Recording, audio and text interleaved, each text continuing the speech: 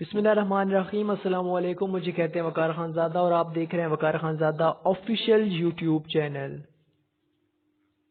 آج ہم ڈسکس کریں گے ایک امپورٹنٹ لیڈنگ کانسٹیٹیوشنل کیس جو کہ ہے Asma Jilani versus government of Punjab, P L D 1972 کا یہ کیس ہے اور پی ایل ڈی 1972 کے پیج نمبر 139 پہ اس کا ڈیسیجن لکھا ہوا ہے۔ آسما جیلانی کا کیس ہو یا اس طرح کے مزید کانسٹیٹیوشنل کیسز ہوں، ان کے ذریعے سے ہی پاکستان میں ڈیموکریسی مزید مضبوط ہوئی اور ان کی وجہ سے ہی ڈیموکریسی کو ایک راستہ دیا گیا پاکستان میں۔ ان کیسز میں کبھی سپریم کورٹ ہائی کورٹ کے فیصلے کو چینج کر دیتی اور کبھی اسی کو آگے لے کے چلا جاتا۔ اس کیس میں غلام جیلانی اور الطاف گوہر کو اریسٹ کر لیا گیا اور اس اریسٹ کو اپوز کیا گیا، چیلنج کیا گیا in high court, Sindh high court میں اور پنجاب ہائی کورٹ میں، کیونکہ اس وقت مارشل لا لگا ہوا تھا اور جب یہ فیصلہ آیا تو مارشل لا ختم ہو چکا تھا اور مارشل لا ایڈمنسٹریٹر چینج ہو چکا تھا۔ According to the facts of this case, دو اپیل فائل کی گئی تھی، ایک پنجاب ہائی کورٹ میں اور ایک سندھ ہائی کورٹ میں۔ پنجاب ہائی کورٹ میں آسما جیلانی نے اپیل فائل کی تھی for the release of her father Ghulam Jilani, اور سندھ ہائی کورٹ میں الطاف گوہر کی وائف نے اپیل فائل کی تھی، اور یہ دونوں اپیل فائل کی گئی تھی under article 98 of constitution of Pakistan 1962، کیونکہ یہ 1973 سے پہلے کا کیس ہے، اس وجہ سے اس میں جو کانسٹیٹیوشن فالو کیا گیا تھا وہ 1962 کا کانسٹیٹیوشن تھا۔ اچھا، اب غلام جیلانی اور الطاف گوہر دونوں کو اریسٹ کیا گیا تھا under martial law regulation number 78 of 1971۔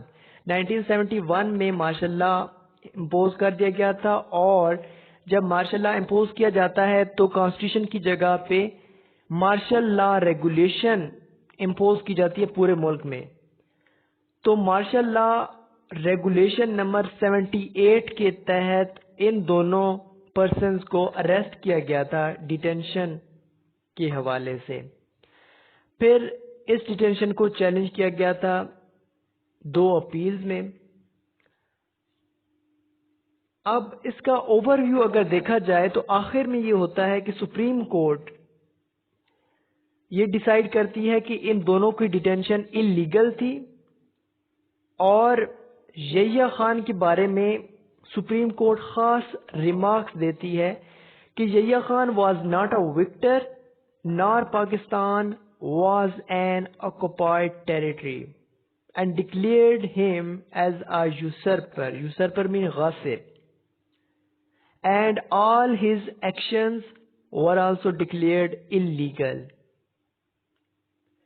جب آسما جیلانی کی ججمنٹ ریلیز ہوئی تو اس وقت Yahya Khan martial law administrator نہیں تھے، بلکہ ذوالفقار علی بھٹو اس ٹائم پہ پریزیڈنٹ بھی تھے اور اس ٹائم پہ مارشل لا ایڈمنسٹریٹر بھی تھے۔ اب دیکھتے ہیں آرگومنٹ بائی دا پٹیشنر، دونوں پٹیشنرز کی طرف سے کیا آرگومنٹ پیش کیے گئے تھے، جو مین آرگومنٹ تھے، جو امپورٹنٹ آرگومنٹ تھے۔ تو غلام جیلانی کی ڈاٹر اور مس زرینہ جو کہ الطاف گوہر کی وائف تھیں، دونوں کے جو آرگومنٹس تھے ہائی کورٹ میں وہ یہ تھے کہ martial law administrator has no such authority, martial law administrator کے پاس ایسی کوئی اتھارٹی نہیں ہے کہ وہ لوگوں کو اریسٹ کرتا پھرے۔ اور دوسرا امپورٹنٹ آرگومنٹ یہ تھا کہ the detention is illegal. Now arguments by the respondent. Punjab government اس ٹائم پہ ریسپونڈنٹ کا کردار ادا کر رہی تھی اور پنجاب حکومت کی طرف سے جو وکیل پیش ہوئے، جو ایڈوکیٹ پیش ہوئے، انہوں نے ان دونوں آرگومنٹس کو اپوز کیا اور کہا کہ detention is legal and martial law administrator has such authority to pass such order of detention. اب ہائی کورٹس میں ڈیسیجن آ گیا، دونوں ہائی کورٹس میں، لاہور ہائی کورٹ میں بھی اور سندھ ہائی کورٹ میں بھی. لاہور ہائی کورٹ میں ریلائی کیا گیا on the case of state versus Dosso, جو کہ ایک کیس تھا، وہ بھی اسی طرح ایک لیڈنگ کانسٹیٹیوشنل کیس ہے جو کہ ہم آگے جا کے ڈسکس کریں گے. لیکن اس میں یہ کہا گیا تھا اس کیس میں کہ ہائی کورٹ کے پاس، چاہے وہ سندھ ہو چاہے وہ پنجاب ہو، ان دونوں ہائی کورٹس کے پاس جورسڈکشن نہیں ہے ایسے کیسز سننے کی، اور جو جورسڈکشن کانسٹیٹیوشن میں ایڈ کی گئی تھی وہ ایڈ کی گئی تھی without the consent of governor at that time. تو یہ اس وقت کا کیس تھا. اب لاہور ہائی کورٹ نے بھی اسی پہ ریلائی کیا اور سندھ ہائی کورٹ نے بھی اسی پہ ریلائی کیا کہ ہمارے پاس یہ جورسڈکشن نہیں ہے. ناؤ اپیل ان سپریم کورٹ. جب دونوں ہائی کورٹ نے یہ کہہ کے معذرت کر لی کہ ہمارے پاس جورسڈکشن نہیں ہے، ہم یہ کیس نہیں سن سکتے، تو پھر اپیل فائل کی گئی ان سپریم کورٹ. اس اپیل میں یہ کہا گیا کہ Dosso has no application in this case. جو ڈوسو کا کیس تھا، ڈوسو ورسز اسٹیٹ کا کیس تھا، اس کی اپلیکیشن یہاں پہ نہیں بنتی. Second one is army can not interfere in the fundamental rights of people. Fundamental right کو آرمی اپوز نہیں کر سکتی. Then Chief of Army Staff is under obligation and he is bound to safeguard the Constitution. Last point یہ تھا جو appeal میں درج کیا گیا تھا that laws of the state are not annulled because of proclamation of martial law. Martial law کی وجہ سے جو پہلے سے لاز بنے ہوئے ہیں اسٹیٹ میں ان کو آپ ختم نہیں کر سکتے، ان کو آپ ریجیکٹ نہیں کر سکتے. اب ڈیسیجن آ گیا by supreme court. Supreme court کی طرف سے جو ڈیسیجن تھا وہ ڈیٹینشن کے اگینسٹ تھا. اس میں فنڈامنٹل رائٹس کو اہمیت دی گئی.